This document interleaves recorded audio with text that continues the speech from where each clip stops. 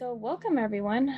Thank you for coming. I know this is a 3-part workshop, so if you're going to be able to come all 3, great. If you can only come to today's, that's fine as well. I appreciate you being here, and I will send you guys all the information I'm going to cover in all 3 parts of this series at the end, probably next week once we conclude this whole series. But I'm more than happy to have you guys here every single day of the workshop, okay? So today we'll be covering part 1. My name is Stephanie Arevalo Escobar. I am the current USS graduate student mentor, and it's just my job to provide any tips and feedback on how to apply to graduate school as an undocumented student. That process can look very different. But yeah, my role is to help you guys out with the application process, figure out what to do, what's different, how to fund it, all of that. And then I also build community with current graduate students at UCSC as well. And I am a graduate student myself, so I speak from firsthand experience. I am in the computational media department, currently doing my master's. I have 1 more year to go. So if you have any questions in specific to that field or STEM, I'm a great person to ask. Feel free to come up with questions regarding STEM as well, not just grad school. Okay, so today we will cut up this presentation into 3 sections. We will mainly be covering, first of all, what is grad school? Career exploration, how to find careers in order to then decide whether grad school is the right thing for you, and then how to plan if that's something you actually want to do. So these are 3 main topics today. So yeah, feel free to put down any questions regarding this. If you have questions not regarding this, but that I will cover in other parts of this series, I will still address them, so feel free to drop them in the Padlet as well, no worries. I'll just be I won't be as detailed as I'm going to be in the other 2 parts, okay? All right, so part 1, what is graduate school and how will it help you? So the purpose of graduate school is to provide specialized training and give you research experience that you can apply your broad undergraduate knowledge to like a specific field of interest. So for example, say you're computer science, right? Okay, hey, you know how to code, right? That's what you learn in undergrad, but there's a lot of jobs and fields you can go into knowing how to code, right? Or if you're sociology, there's a lot of fields you can go into sociology. You can be in an admin role, you can be in a more industry role. There's a lot out there. So grad school is kind of a way of you finding something specific in whatever major you're in that you want to specialize in. The difference with undergrad is that there's a lot of smaller classes where students are usually encouraged to interact and collaborate with each other. Sometimes you might get group projects in undergrad, but in grad school, you all are working together to learn from each other, because in many cases, people show up that have already worked a couple years and returned to grad school. They have work experience, you can learn from them, or people from different majors, slightly different majors, you guys can learn from each other. So there's a lot of collaboration in grad school. Additionally, you can make your own research. So you choose what projects you want to do, not just have assignments given to you, right? Additionally, you can also have rigorous evaluation from your professors and peers. So at this level, you work really closely with your professors, usually choose an advisor, and they give you a lot of really good feedback, not just like, say, comments on Canvas or anything like that. They're very detailed and want to help you improve, along with your peers as well. These are people, again, that might have been in industry, might have other degrees, have other fields of study, right? So they'll give you a lot of really good feedback. And finally, grad school is a great time to get work experience through internships, maybe teaching as a TA, or doing graduate research as well. So it adds more to your resume. So these are just a broad idea of like how graduate school would help you. When thinking of grad school, a lot of people usually just think of like, oh, I'm gonna go get a master's, maybe a PhD, but there's a lot more to that. I would say there's actually 3 different categories when it comes to graduate pathways. So on the left end, there are academic degrees. These are degrees that focus on a specific field of study, like I mentioned, and they are very research oriented. So you get to do these, like come up with research projects and just do research yourself, right? And this does include masters, like I mentioned, but there's a variety of masters depending on what field you're going into. So masters of arts, masters of science, masters of business administration, etc. They're all depending on what careers you want to go into. And then there's also PhDs. which are doctorates. Those are a bit longer, and those are more long-term. For example, a PhD would be useful if you want to be a college professor or something like that, right? So they're a longer commitment. So usually you just do a lot of research. So you should have a really good idea of what you want to study, right? If you go into a PhD. And a master's just allows you to be a bit more exploratory with your research and just try to find out what you like. So yeah, those are the academic degrees. Masters are 1 to 3 years. Doctorates can be 5 to 7. So, there's various timelines depending on what fits your needs.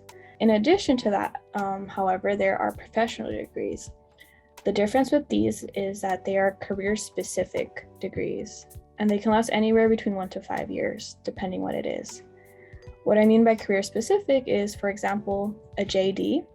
That is a degree you would get if you went to law school to be a lawyer, right? It's not just an academic degree. You wouldn't just get a doctorate in law or a master's in law. It's a specific degree called a Juris Doctor. Same goes for medical school. You would get an MD to be a doctor of medicine. If you want to be a dentist, you'd get a DDS, Doctor of Dental Surgery. A pharmacist, you'd get a PharmD, Doctor of Pharmacy, etc. There are various careers that require these very specific degrees, right? So these are a bit different than the regular academic degrees. And finally, here's another option that some people don't even realize is out there. There are specialist programs. For example, that includes any certifications, specializations, or licenses for professions that require it. These type of programs usually are more hands-on, like trainings or internship experiences. They can be anywhere between 1 to 3 years or more. For example, there's a certification called the Ed.S specialization, which is something you need to be a school principal, right? So in addition of your bachelor's of education, you'd need this certification. And for example, there's credentials for being a teacher, right? You can get a bachelor's, say, in math, and then you would get a credential, a teaching credential, usually takes like a year. And that would allow you to be a high school teacher, right? That's not necessarily like a master's or doctorate, a JD or any of that, but it's still a post-graduation credential. And it's another option you can take. And then there's also licenses. And keep in mind, for example, if you're a lawyer, you can get your JD, go to grad school, but you might still not be able to practice law unless you get a license. So some careers just require that extra step, but you won't know unless you research that career beforehand, right?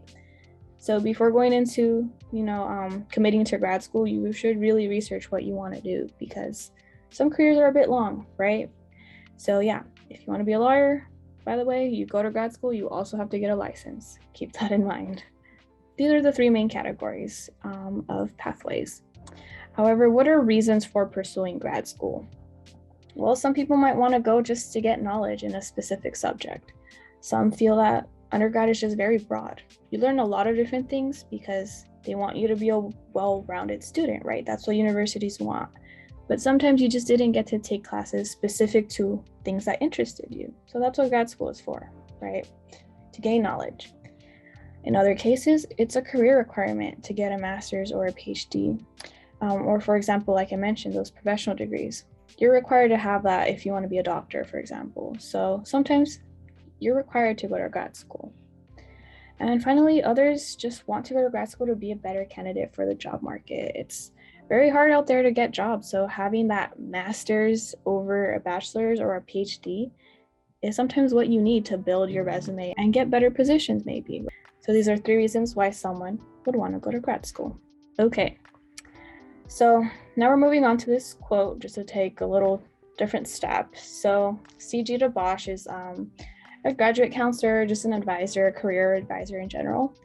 And she always asks this question. So do you know with certainty that you're on track to graduate from your undergraduate program, armed with the skills you need for the next step in your career?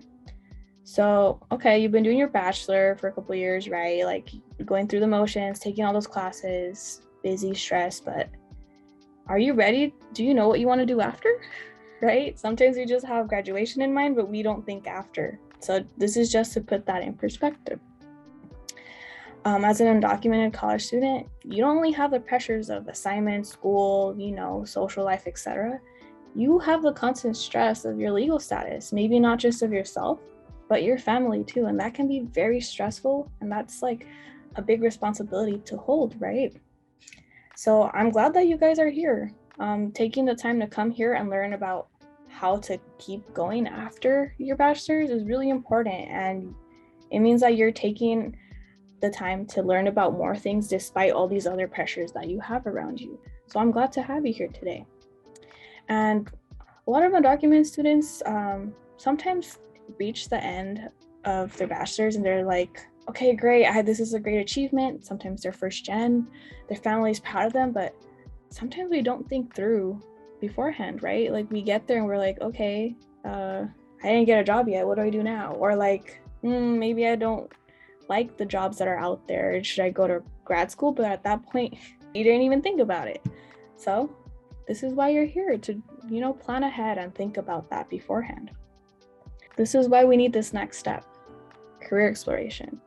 I don't want you guys to just jump into grad school without having a clear idea of what you want to do afterwards. Even if you go to grad school, how are you going to use this? Is this what you need for your career?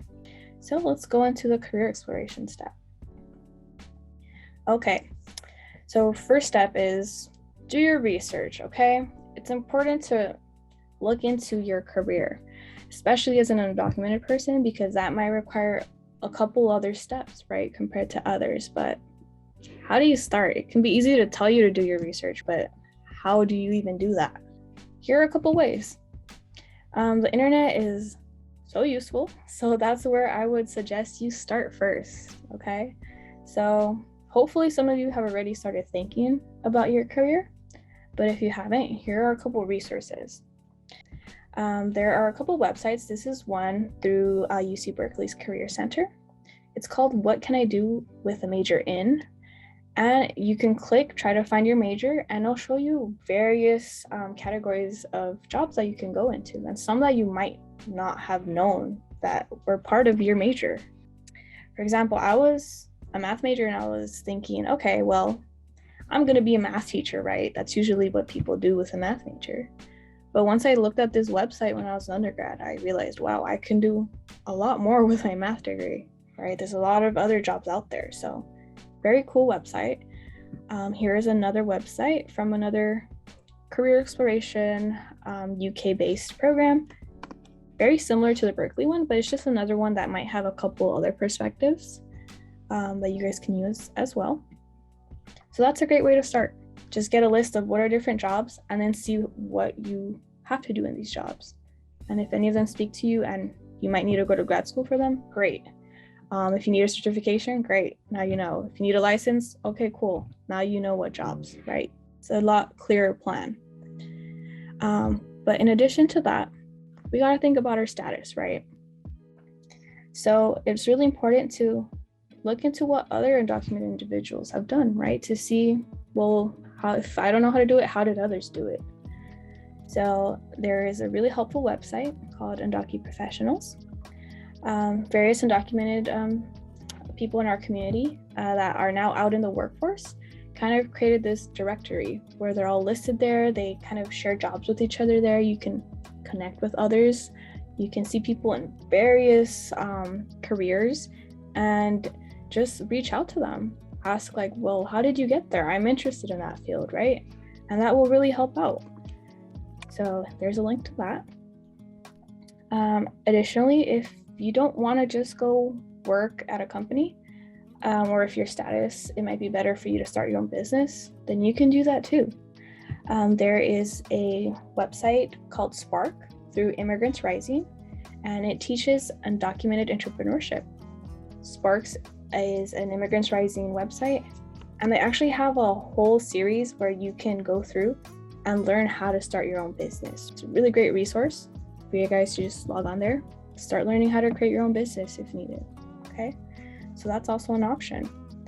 And then also Define American is a really great website that just has a lot of people in the undocumented community of all kinds, in the arts, in film, everywhere. So it's just another resource to see what is out there and what our community has done. And then finally, another great way to kind of just look at careers, maybe seeing what alumni have done from UCSC, is LinkedIn. LinkedIn is like the Facebook of jobs is what I see it as. So you can see what other people at UCSC are doing. You can maybe connect with them as well. And if you're interested in a specific company, for example, you can also reach out to recruiters from that company that pop up on LinkedIn and ask like, hey, I'm interested in your company. Do you think there would be an opportunity for me?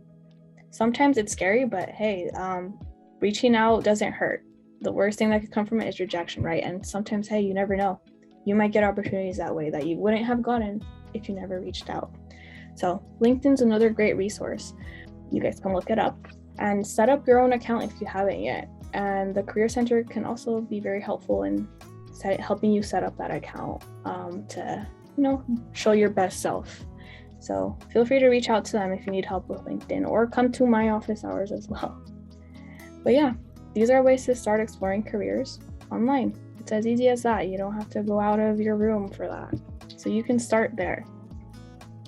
But in addition to that, it's really important to get like in-person advice. So other methods of researching for careers is maybe get involved in clubs on campus. Like talking to people and networking in these clubs sometimes can help you find jobs in the future. Maybe someone from your, STEM club, a couple years down the road, they get into a company you really like, and hey, like I used to be in a club with them, you reach out to them and they help you get a job. Or maybe they'll just be people in the club that might have more information about things out there. So being in clubs is also very helpful. Applying for internships, getting hands-on experience can help you actually test out different careers and see if that's something you'd actually want to do. Get hands-on experience, not just read about it. So always be open to applying for internships. They're a really great experience and they look great on your resume as well. Also, feel free to reach out to faculty and grads. You can ask people from UC Santa Cruz that are in, the department that you're interested in. You can ask your own professors from your classes, or even grad students that are currently here. Ask them, well, what's it like in grad school in my specific field? What was your experience applying to grad school? Because the grads themselves would probably be the best people to tell you their experiences. And if not the grads, your professors might know of other graduate departments that would be a good fit for what you want to study. So talk to them. They would know best because they're in your field. And finally, the Career Center. I already mentioned them once. They're a really great resource on campus. They have a lot of career advisors that can help you figure out what career is a good fit for you based on your major, your interests, etc. Definitely make use of them. They're really helpful. So that was the career exploration section. Hope that wasn't too much. But yeah, I just want you guys to have a clear idea of what you want to do before you go into an investment that is grad school, right? It's a really big deal, especially with the financial aspect of it, and like sometimes it can be 7 years long. So I don't want you to jump in blind. Career exploration is a really big, important step in my opinion. So finally, we're going to go to the third part, which is planning ahead. We have all these ideas, all this research we're doing beforehand to know if grad school's for us, but we got to keep that all organized, because I feel like if we just get all this information and don't write it down or just don't keep track of it, we'll just forget or procrastinate and just never get around to it. So it's important to plan ahead and set goals. So to start, I would suggest making an individual development plan. This is just a way to organize your career exploration research and like set goals for yourself. For example, let's see here. This is kind of like a visual of what an IDP is meant to do. You're supposed to first like analyze what your interests are, what your values are, your skills, and kind of see what you like, right? And then it goes to that career exploration section that I mentioned. You should explore what options are out there and what you want to do. All the time, submitting it to your notes though, like keeping track of all of that. You also set goals as part of this IDP. Set goals for yourself on how to reach that grad school, job, whatever it is that you want to do. And then plan how you're gonna get to that job. So that's what an IDP is. And overall, it's just a way for you to identify these career goals that we were talking about, see what strengths and weaknesses you have, maybe find out what skills you need that you don't have yet. and then see what opportunities are out there to help you get those skills that you're missing. Yeah, an IDP is very useful to just get a plan out there. This is as easy as either keeping notes by hand if that's something you prefer and that's easier for you. That's totally fine. Make a page, a notebook specifically for this plan, right? And just keep track of what you want to do. But there's also ways to do this online. Depending on your major, there are these websites out there. My IDP and Chem IDP are websites for those in STEM. And you can use these to like assess your goals, make plans, and just keep track of what you want to do. And there's also Imagine PhD, which is meant for people in humanities and social sciences. Again, for you to make plans, set your goals, and just kind of keep track of your progress, right? Because either you might go to grad school right after your bachelor's, or you might take a gap year. That's totally valid as well. Maybe even more than 1 year. It can be a couple years, so it's totally fine. So like I said, it's just important to keep track of this because we tend to forget and just get overwhelmed with our everyday things, right? We might just forget about it completely, and that's not something you want to do. With grad school, that's just a really serious commitment, so we gotta keep ourselves accountable. But yeah, these IDP plans are very useful. I highly recommend them. But in addition to an IDP, these websites are kind of general, right? Just making a plan, but as undocumented individuals, you need to make a couple extra notes just to make sure that you are taking all the steps in regards to your status, right? And making the right decisions. So here are just a couple questions just to get you thinking of like, what would I need to consider regarding my status? This is something we will go into a bit more detail in the second part, if I'm not wrong, but I'll just read these out to you just to give you just a bit of a preview, a bit of get you thinking. So for example, if you're considering like a career or grad school after college, well, think about if you would need to move to another city to find jobs in that career. For example, I'm in computational media. I'm in STEM. Right here by the Silicon Valley is probably the best place for me to find jobs, right? Here's where all the tech companies are. And I used to be from the Central Valley area, from Fresno. There's a lot of ag out there. There was not a lot of STEM jobs out there. So coming here was a decision I made, right? Keeping that career in mind. So again, this is something you might need to consider. And you gotta think, well, is that place going to be undocu-friendly, right? Will they have all the resources available for me as an undocumented person? California is a really undocumented-friendly state. There's so many undocumented people here and we all have a community here, right? But not all states are the same. So if you have a job that might have you going to some other state, you gotta keep that in mind, okay? Like they might not be undocumented-friendly. You have to do your research. In addition to that, you might have to think about, well, can I work that job with my current status? Whether it is with DACA, TPS, fully undocumented, no social security number, just an ITIN, or would I have to consider starting my own business in order to, go into that career? Because sometimes if you don't have DACA or social security number, you can still work that job, but just by starting your own business. You are your own boss, so you don't have to go through that whole struggle of the social security number. So it's still an option. And if that's the case, again, you got to do research into how to start your career. And like I mentioned with another state, if you want to go to grad school at another state, some states have limitations for higher education. From the top of my head, I can think of Alabama. Alabama actually does not allow undocumented people to go to college. They do not allow you to even apply, much less give you financial aid. So keep that in mind.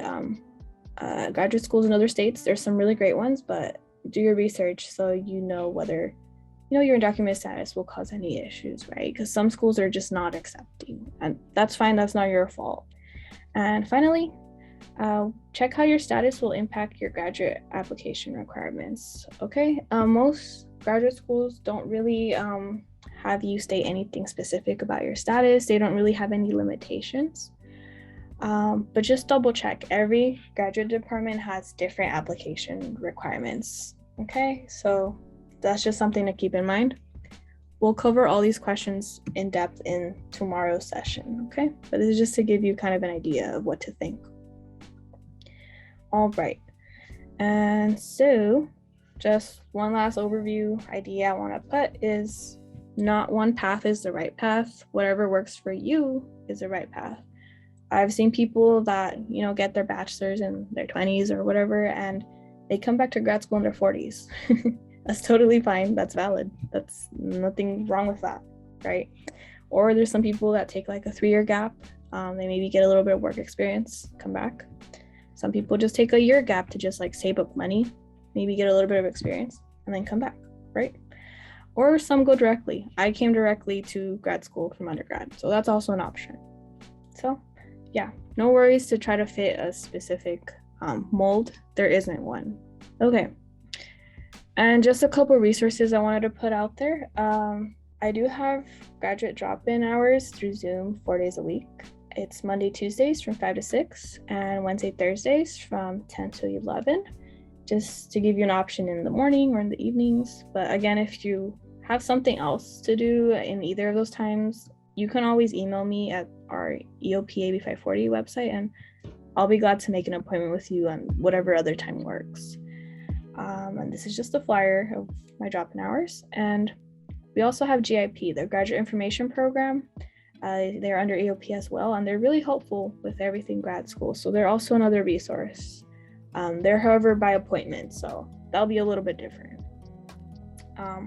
But yeah, feel free to reach out to me regarding anything outside of this workshop as well.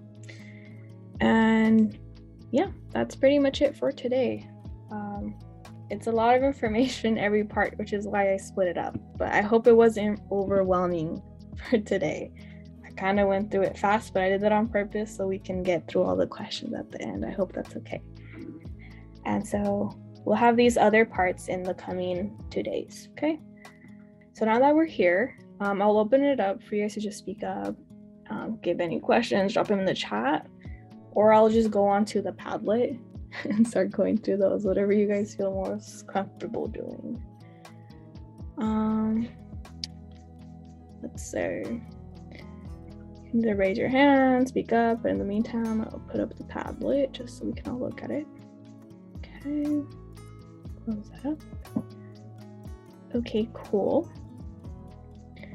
All right, so this is an example I put. My example question was, does grad school application, does it have the same deadline as the undergrad college application, or is it any different? Just to answer that question, in case you don't know, yes, they're very different. They don't have the same deadline. That's just something I'm putting out there. It's a very different application process. And I will go into that in our next 2 days, so no worries. But if you want me to explain that now, just let me know. But now on to your questions. First person asked, do we need professor recommendations when applying to graduate school? Well, that's a good question. So part of the grad application does require letters of rec. They usually require like 3. And it is best if it's a professor or someone who knows about how you are in the classroom, right? And like how your skills are in your field. They would know best, right? But not just any professor, because if it's your professor that you only went to lecture with 300 other students but you never talked to them, they're not going to remember you. The letter of rec will be very just basic, right? Like, oh yeah, they did their work, they came to class, that's it. No, you want professors that you spoke to, like went to their office hours, that know you well, or like professors from your core classes that maybe were a bit smaller, they'll recognize you and be able to speak well about you. And it's not just professors, it could also be like a counselor that you spoke to closely. Maybe our academic counselor at USS, at Aseli, right? Or your mentor, like people that can speak well about you, not just write a plain letter of rec, right? But yeah, yes, it is best to have a professor, but it can be a mix of people that just can speak well on your skills. Okay, second question. Someone said that their sister had a tough experiences paying for graduate school, being undocumented. So how does financial aid work? And do the universities offer any help? That's a really good question. So grad school is very expensive, I will say that, because you don't usually get financial aid at that point. As an undocumented student, you fill out the DREAM Act, right? And that has a limit of 4 years, which we usually use up in undergrad. So once you get to the graduate level, you do not get funds through the Cal Grants, right? The California Student Aid, but it is still important for you to submit a DREAM Act application because whatever grad school you apply to, as long as their financial aid department has your name on file and your information on file, they might be able to offer you things that like you wouldn't have known about otherwise, right? They might have some grants that apply to graduate students, or maybe like opportunities for undocumented students. For example, here at UCSC, USS provides food grants for undocumented students, right? Some of you might have gotten them, and they give them to grad students too. But if you didn't submit a DREAM Act, they wouldn't have known you even exist, right, as a grad student. So you should submit a DREAM Act, and the school sometimes has aid out there. You never know. I think UCLA also has a couple fellowships out there specifically for undocumented students in grad school. So it's a matter of just doing your research about where you're going and seeing what they have to offer for you. But in many cases, it's also important to save up money. That's why I'm saying it's okay to take a gap year if you feel like you need to. So you can save up money and not have that constant pressure. Or do your research, like, are there any internships they're offering? The position I'm in right now, where I'm teaching you this, my tuition's being covered this year. And that's because I did my research before coming here. Make those opportunities. Don't just wait for them to come to you. So grad school can be hard to pay, but I think it's just a matter of taking the time to see everything they can offer for you.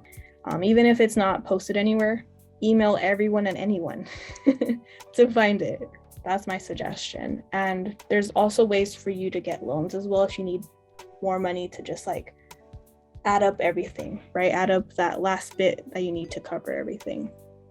And I will cover this in the third part of this on Wednesday. So I'll go more into depth on this. But yes, grad school is expensive for everyone, not just undocumented, and do a lot of research.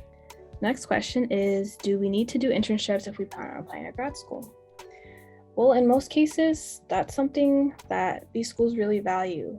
That's a big part of your application because internships show that you have already tried studying that field that you're interested in and have experience, and like that kind of shows them that, oh yeah, they really do know that they want to continue learning that. So in many cases, they really like that, but it's not a complete requirement. Some people, it depends on your major, honestly, as well. Like I have a friend who's in anthropology. She doesn't have a lot of, actually she doesn't have any internship experience, but she did travel. Like she did go visit her family like in Mexico, or she went to other places in the States. And that is very valuable for someone in anthropology because that shows that they've learned about other cultures and they really do value that. And it wasn't just about her internships. You also submit essays in your application. So these things show like your passion. What graduate school committees want to see is that you really do know what you want to learn at the graduate level and that you're committed to learning it, right? They don't want to accept people that are like, might as well go to grad school, right? Like, no, they want someone who's really interested. So internships aren't completely necessary. They do help. But as long as you make the point across that you're actually passionate about what you want to learn and have done your research about it and are sure about it, that's what really matters. Okay, and let's see, next question. Do we get to choose advisor? If so, what quality should we look for? Yeah, so you actually do get to choose an advisor. In most schools, in the application itself, you get to list your top 3 professors that you want to work with in that department. So when looking into grad school, it's important to see, like, look up a department and not just see like, oh yeah, this is what they teach, cool, great, this is what I want to learn. Look at what their staff is and see what they do, what research they do. Because you get paired up with whatever professor ends up being your advisor, and you usually end up doing research in the projects that they're currently doing. So you have to make sure that you guys have matching goals, have matching interests. So it's important for qualities to see like, okay, yeah, that professor is currently studying similar things to what I want to study. And also, like, this brings to mind the idea that you can reach out to them as an undergrad when you're still considering grad school. Shoot them an email, maybe ask like, hey, can I hop on Zoom with you? I will have a couple questions to just see if I'm a good fit for you. Because maybe on paper they might seem like a great advisor, but maybe like it's just like not the right person. You wouldn't feel comfortable working with them day to day. This is definitely a great question.